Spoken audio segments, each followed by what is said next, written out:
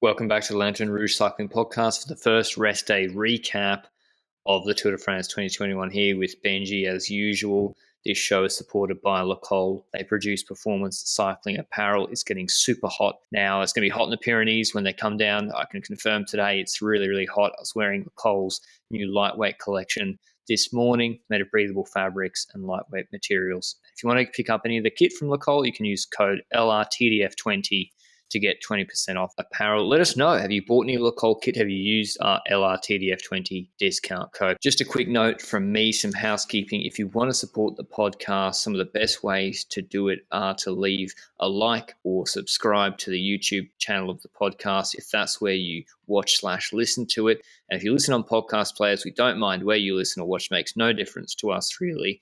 Then just give us a rating or a review. We also have a Ko-Fi link where all donations go directly to improving the quality of the podcast. But we've got a few things we're going to touch on in this recap. We're not going to go through every single stage that's happened. We're going to go winners and losers of the first week, preview the next 6 stages briefly, preview stage 10 in a bit more detail. We're talking about Cavendish green jersey ambitions, plus can he break Merck's record? Jumbo-Visma, what should they do next with Roglic going home? And obviously, I'm going to do a bit of a self-roast of my Velo games. We might touch on a few things here and there as we go through, as well as like the GC podium battle. But what have you been up to, Benji? Making PCM content. What happens on a PCM rest day? Well, actually, I've been sleeping a lot today. So I've woke up we're recording it at like 2 p.m. and I've slept until like noon today. And it's the first time in like ages I've done that. So I guess I'm happy about it. But it's a rest day as well for me. I am planning to just rest for the next coming week because the last week was pretty crazy instead of the normal, usual, gradual rise of tension in the Grand Tour. It was hammering from stage 1. So yeah, it's good that it was. Here are my winners. Quickstep, Alaphilippe goes into yellow, plus they take 3 stages. Bahrain have taken 2 stages, Moritz and Turns. Pogacar wins the stage and has got GC seemingly wrapped up. And Alpecin Fenix, despite us roasting them a little bit about stages 4 and 6, they still won 2 stages and had Van der Poel in yellow for 6 stages. So that's obviously kicking their goals out of the park before the Tour de France. I think Ida Schelling as well. Ida Schelling, I'm not sure how many days he wore the polka dot jersey for, at least 4, I think, 3 or 4. He had a great first week as well, and just goes to show what you can do if you target the KOM classification. I think he was wearing it, for like 4 stages plus. Who are your winners, Benji, before we go to the losers? I think there's a few. We've got, obviously, Alpecin with the way they've ridden this first week. They didn't have perfect strategies when it comes to the flat sprints in my eyes. They tried to get Philipsen either a stage win or points for the green jersey, and they could have gotten 1 or 2 sprint wins with Merlier, in my honest opinion. But nonetheless, except for that wonderful first week for them, their first Tour de France, and they've got a yellow jersey with Van der Poel for multiple days, I think 6 in total or something. And then you've got the same stage win already in pure dominant fashion, obviously partially due to the crashes as well, that the group was so reduced in that stage. But a 1-2 in that stage is just pure sprinting dominance. And I think that they're definitely one of the winners. And I think we can't deny that UAE is one of the winners as well. We had a bit of a moment on stage 7 where we were like, okay, they did just show a crazy big weakness team-wise. People can abuse that. But the problem is that so many of the competitors just hit the ground that they've got half a team to try and abuse that weakness of UAE. So it's almost impossible to try and get over that and try and beat that strategy now, because the teams against them is just their strength has reduced so much, and Jumbo is one of those. And I think that's not necessarily their fault, but one of the losers for me. Yeah, for sure. Jumbo-Visma, because I'm making a recap video on my main channel. Jumbo-Visma have crashed with the fan crash, then Geraint Thomas crashing, Martin and Hessink. Then Jonas has crashed, I think, at least 4 times in this Tour de France. 3, I think. Some his own fault. Roglic crashed into the ditch with the Colbrelli thing. They've crashed so many times. And, yeah, some have been maybe most have not been their fault, actually. The vast majority have not been their fault at all. And then they got unlucky with the weather because Koos and Roglic, I think they prefer 25 and sunny to 12 degrees and raining. I mean, we saw that Vuelta stage last year. We still don't know what happened when Roglic lost time and Koos lost like 10 minutes. That was the main rainy day. So, yeah, they've had a terrible first week. And Roglic going home as well. I think Sagan had a bad first week as well. Obviously, Ewan crashing him, not his fault at all. Also, Caleb Ewan, big loser at this Tour de France. He could have cleaned up at least 3 stages. But Sagan didn't get any green jersey points on stages 1 and 2. And he's not looking in top condition to even be taking second and thirds regularly in the bunch sprints. I think green is almost gone for him. I think, do you go for a stage in the break, Benji, if you're him at this point? I think that he should try more than he's trying right now. Currently, he's going solely for the sprints and for the intermediate sprints, and that's not going to be enough for the green jersey nor for a potential stage win. Unless we see more of the sprinters leave the race, it's going to be very difficult for him to win one. And that's why, indeed, going in the breakaway might be an option for him on, I think it's stage 14, but I'm not too sure about it. That has a pretty hilly terrain and not necessarily too dangerous for him either. I think next to Bora, though, there's other sprinters that have disappointed. Arnaud Demar was terrible so far, and it basically pulls the entire team of Groupama down because Godu's the only one that can show himself. Madua has support for Godu. He's been riding well, but yeah, if Demar is here with an entire sprint train and he doesn't perform, then that's just bad for the team. Week OTL 1 as well. Yeah. Like this crazy. Is his AAA priority. They've gone away from GC FDJ to go for Demar at this year's Tour de France. He's not competed in a World Tour race since Dwars du Vlaanderen back in April. No, in March, Benji. Hasn't competed in a World Tour race since March. His last stage race was Paris-Nice. He was tuning up at smaller races. And he OTLs the first week when he would have been the second best sprinter here easily for the next 2 weeks. And listen, I know it was a hard 3 days, but Cavendish made the time cut off the back of very little preparation and training. So, yeah, there's not many excuses, really. Like, it's just, I think if Cav didn't make the time cut and like 50 guys missed it, whatever, but he was one of the only guys to miss it. So, yeah, disappointing for him for sure. Otherwise, I've got a few more. Oh, you got more? yeah. I think that we could dare to say that Bike Exchange is not performing up to Sanders. I think that Match is still in the battle for green. Yates has not been able to prove himself, but I don't think we're at the portion in the race yet that suits him perfectly. The mountain stages in week 3 might be the ones where he can go in breakaways and perform better. Stage 8 was perfect for him. Descent finish. Yeah. But yeah, a lot of competition went in the break that day. I think that, they're probably going to go in the break as well in week 3. So he's going to have to step up and perform better. And there's a lot of teams that actually underperformed. And we can also look at Israel Startup Nation, in my opinion. Chris Froome obviously is not on a level that they are, well, they didn't say he was going to be top, but he's dropping with Cavendish right now. And it's partially due to the crash on day 2, 3, one of them, 3, I think. It's a side effect to that, but he's also just not proven to be in the form necessary. I think that there were better candidates to be in the team, and we know that his selection is most likely a marketing ploy, in my opinion. Then you've got Greipel, who is likely to win GC still, because, he's the legend himself.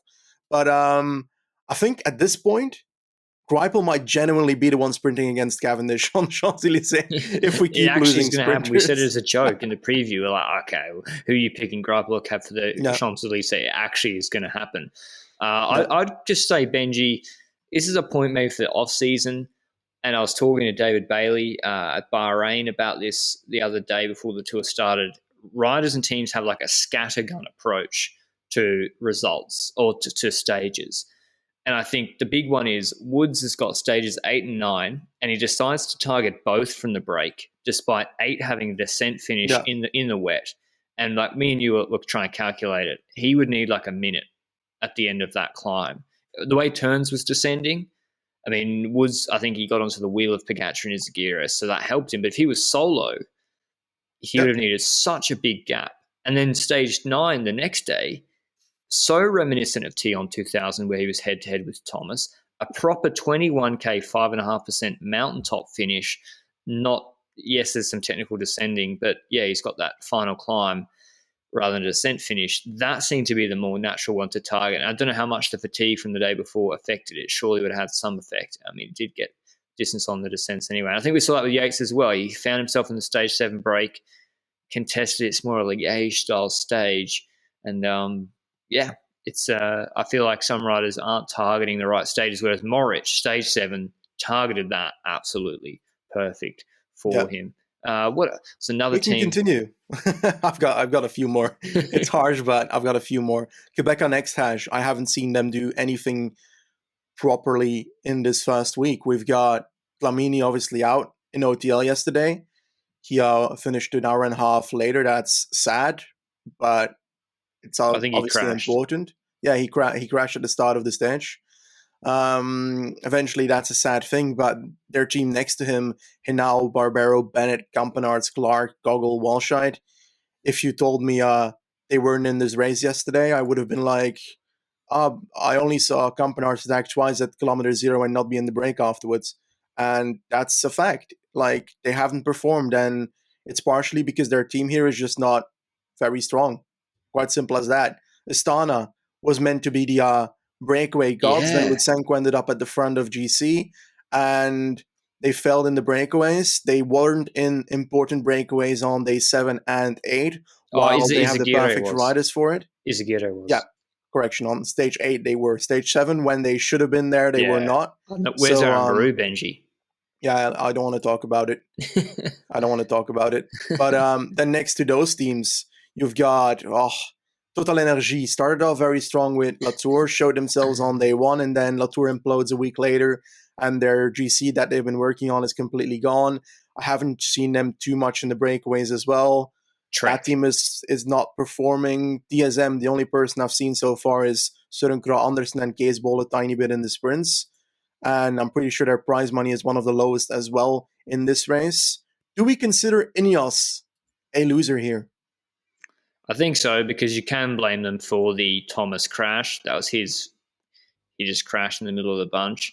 You've got Port pacing on stage 2 and distancing himself on GC. They kind of look undercooked and ignoring the pretend Pogacar doesn't exist. Would you say kind of difficult?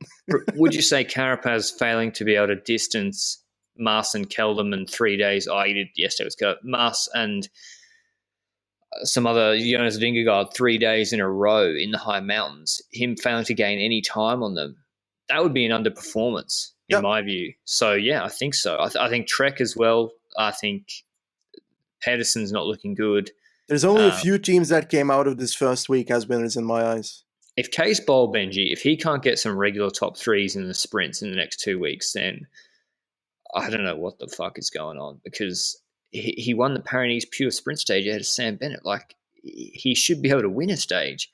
I think EF just got unlucky, Benji. Magnus Cor, stage 7 perfect, but turns out in that break was Wout van Aert and Van der Poel, and no one wanted to work. Whereas normally, someone like him would be wanting a group finish and be quickest. But okay, that's a lot of teams. Not everyone can be a winner at the Tour de France. I think Movistar have barely been in any breaks. I think they've had a they've had a terrible first week. Lopez out of GC, Soler injured, Valverde out of GC. I think everything hinges on Mars' podium at this point for them. But the next 6 stages, Benji, I think tomorrow we'll talk about in a bit more detail, but it's still not going to be a GC day. Stage 11 is Double Mont Ventoux. Are you expecting maybe Carapaz trying again on the second descent? I think that Ineos is going to keep on trying to put pressure on their podium competitors, for example. I think that they're going to start pretending that Pogacar doesn't exist and not use him as the aim of dropping him, but as the aim of trying to secure the second position at least. And that battle is going to happen. I think that Uran will not be the rider attacking, but the one following. I think that Vingegaard, for example, will probably also be that. I don't see Vingegaard attacking too much because yesterday on Tigny, he was the only rider in that group that was suffering and fell through the group while Mas was attacking. The only thing that saved him was the fact that the last 2 kilometers were flat and not uphill. So I think that Vingegaard is the one that's going to be having the most trouble, perhaps, with these consecutive mountain stages in the next 2 weeks. Although I hope that he overperforms because he seems like a nice guy. And his time trial is really good, so he can lose a few seconds. I'm not sure about minutes, but Should they perhaps a let minute Kuss max in for the breaks, time or trial. should they put him in the Vingegaard podium prison? Yeah, prison. 100% prison. Like, because he's not strong enough to win from the break. We saw it the last week, and perhaps he grows in the race, but he's just not strong at the moment to do it. And he always attacks too early as well. Like, he attacks and then falls back when someone else counters him. So I think it's better if you keep him for Vingegaard, that moves into the strategy of Jumbo that I think they've got they probably are changing their plans as we speak on the rest day. But you've got Van Aert, who in my eyes in the mountain stages should be imprisoned and should be working for Vingegaard as well. In the sprints, he should have an opportunity to go for the sprints from now on to make sure that if Vingegaard fails because he has never ridden a 3-week Grand Tour for himself as GC leader, that's the difference than being a domestique. You can't have rest days in that sense, except for the actual rest days. And that's why I think that it's better if you have at least like one person aiming for things next to it. Van Aert could potentially win a mass sprint somewhere. He did 2 last year. I don't think his sprints are on the level of last year, but I think that he could still be a contender for them, definitely, because the sprint field is weaker than last year. Quite simple as that. Caleb Ewan is not here anymore, and he's the best sprinter in the world, and Cavendish is not.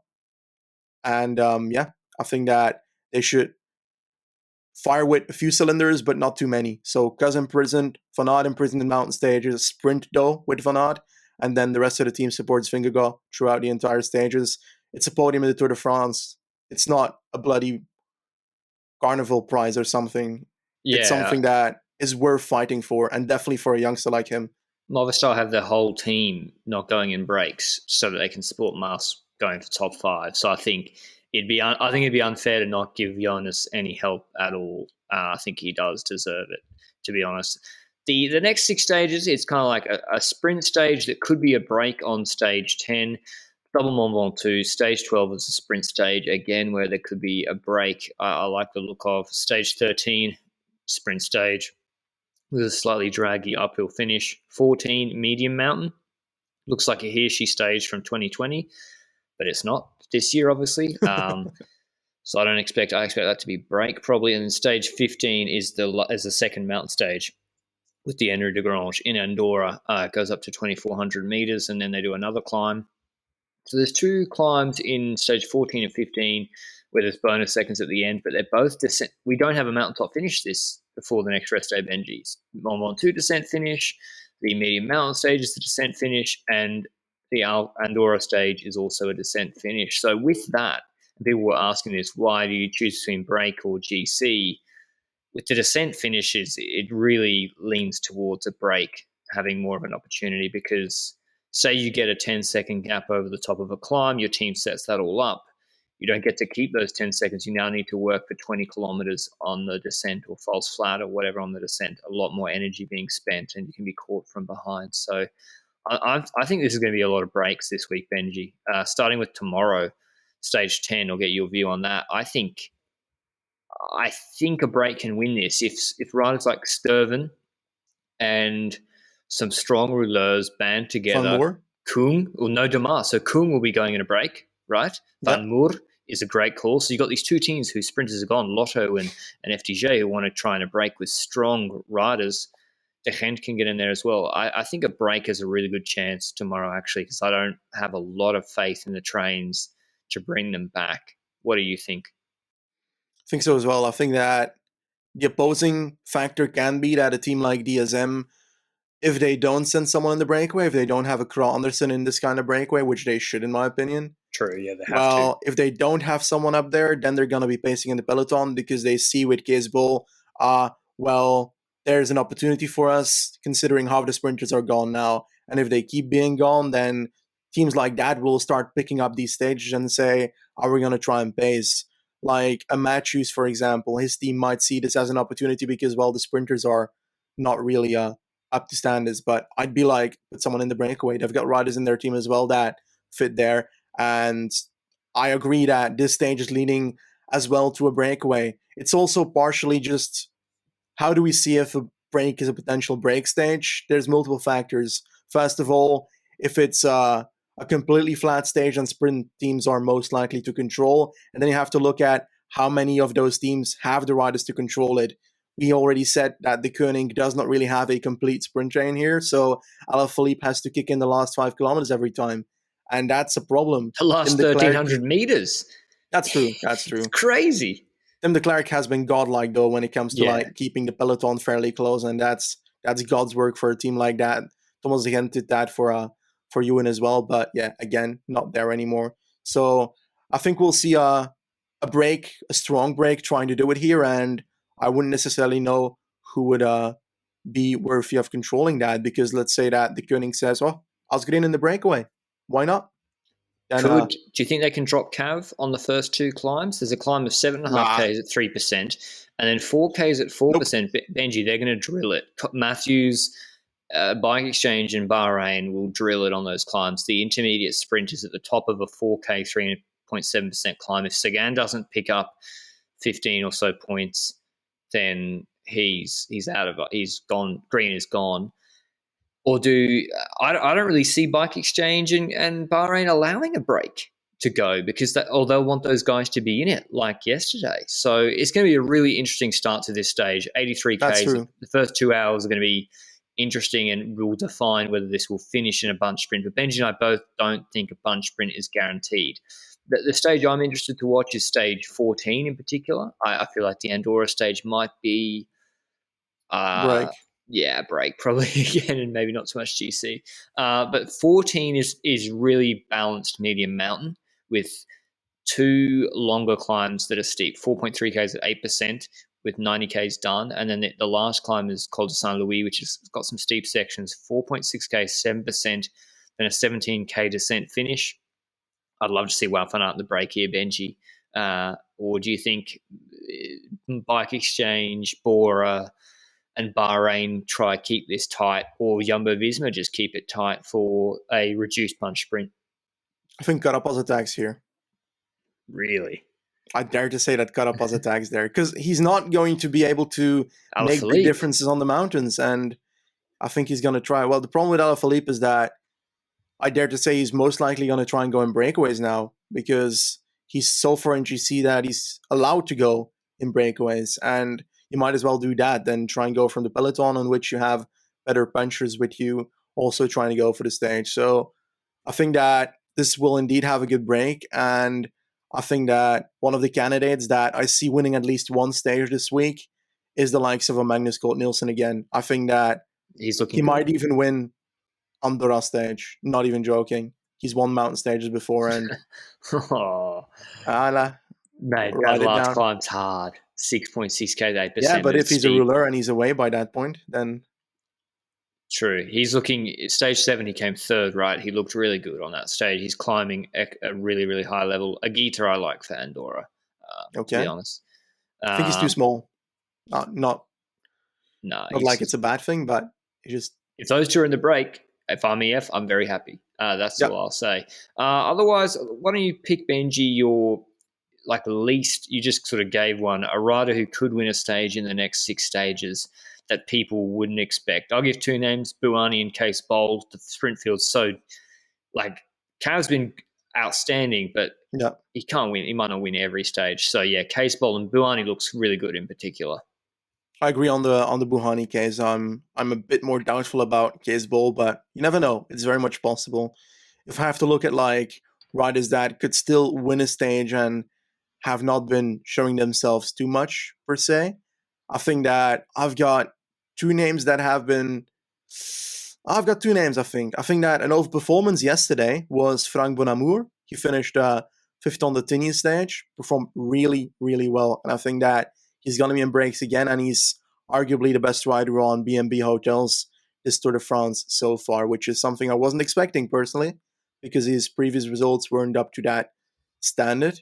when it comes to another rider that could potentially take something home, it's not a super easy one to name another rider, but I think that Cataneo's probably going to get allowed to go in a breakaway again. I don't know which stage would fit him best, though. Ventoux. Ventoux? Yeah. It's possible. It actually kind He's a of good really long fits. climber. Like But what if it O'Connor. rains? Then it's Izagirre territory, I think Cataneo, he seems to prefer the 20k climbs. You saw his pacing yesterday was outstanding. Speaking of Ventoux, Benji, which stage is the most? So if Cav makes it to Paris, he's winning green. I think that's like, there's not many sprint. We mentioned on stage 10 the placement of the intermediate Cav sprint. makes it to Paris.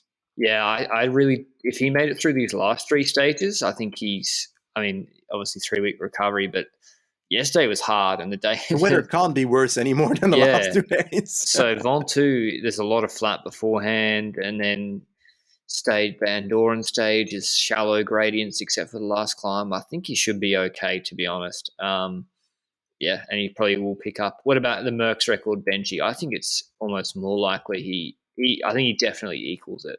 Like, personally, I don't care about the Merckx record at all, but I want to see him beat it, just for the sakes of having a new person not a new person, but a current generation rider beat an old generation rider. I always enjoy seeing that. And that's why I want to have that happen, personally. I don't think he cares too much about it, or he pretends not to care about it, at least. I don't know how that is behind the scenes. Apparently, they don't talk about it at all in the team. So that's a thing. I think that Astana just needs to pick it up. Astana needs to do more. I think that we might see another attempt by Mohoric in breakaways. I had a name in my head a second ago, but I forgot. I think Mikkel Valgren's going to perform well at a certain point. No, he won't. He will. He's coming. He's coming, my man. Well, Dauphiné had an aura. I think stage in the break on that medium mountain stage, perhaps with Court. I'll give you that one because he came 6th in Dauphiné on a stage like that. And Bora. Hey, why do you think he can't climb like that well? He can climb. He showed it in Swiss. Was it Swiss? I don't even know anymore. I think the results of Tour de Suisse and Criterium de Dauphiné are not looking as good as they once were. That's true. After this year's tour so far. But I don't think we gave our predictions for a winner of stage 10. I'm going with Van Moer or Kung. Who have you got? I think that I dare to say the same, but I was going to go Van Moer, but it's kind of boring if I go for an attacker as well. Who from the sprint? Because I like from the sprint, I'm going to say Van Aert. Fuck's sake. That's literally what I was going to say. I take the 2 Belgian favourites. Damn it. Nasser Bouhanni. There we go, okay? All right. Yeah, Barney's been playing well. Okay, Velo Games. Time for a self-roast. My team, called 20 Teens Nostalgia. Manager is Eusebio Sutton, located in the United Kingdom. I have Roglic, Port, Woods, Van Aert, Kung, Kort, Pache, Uran, and Higuita. It's actually not as trash as I thought it was. I did think Higuita would have done a little bit better. I like it for the rest of the tour, except for Roglic, obviously. But yeah, not looking good. 15,000th out of 26,000. How's your team going? It's doing amazing, We're sitting at 8,800. So I'm pretty happy with it. Middle of the pack. I'm doing relatively okay if we average that out with the Giro one. So that's all good. And I feel like all these riders are going to strike in week 3, man. Come on. Yeah. We've got exactly. Like Primoz Roglic. Fuck. We got breakaway guys. Yeah. Higuita, Kort. Yeah. Jesper. I haven't seen him at all this entire race. Aramburu, who will certainly still perform, I promise you. Stage 14. Aramburu time. Schelling, he's been good in first week. I don't know what his 3-week standards are going to be like. I guess we'll figure it out. Hope he goes in a breakaway at some point. But for that to happen, he might need Kelderman to collapse, which I don't wish towards Kelderman. Godefroy, he's tried, but it hasn't been up to standards. And Pogacar, well, I think that he's relatively safe until something calamitous happens. Hopefully not towards Pogacar. And then Van Aert, who's going to win who will lose from Bouhanni tomorrow. Yeah. The guy leading, or person leading rather, the Lanterne Rouge Cycling Podcast League is Aratrund. I don't know what that means in Danish, but hopefully it's not anything offensive. He's got Pogacar, Mollema, Alaphilippe, Carapaz, Cavendish, Moric, Bissiger, Asgren, Van der Poel. So pretty good team, except Van der Poel's obviously now abandoned. Will he suffer for that? I mean, second place has also got Van der Poel. Cavendish seems to be the man you'd want in the team. But yeah, everyone's got Van der Poel. So I don't know, maybe someone who's in seventh, who's been biding their time with break hunters, is who's going to come through. But we hope you enjoyed this rest day recap podcast. We've kept it around half hour, and we'll see you with the stage 10 recap tomorrow. Ciao.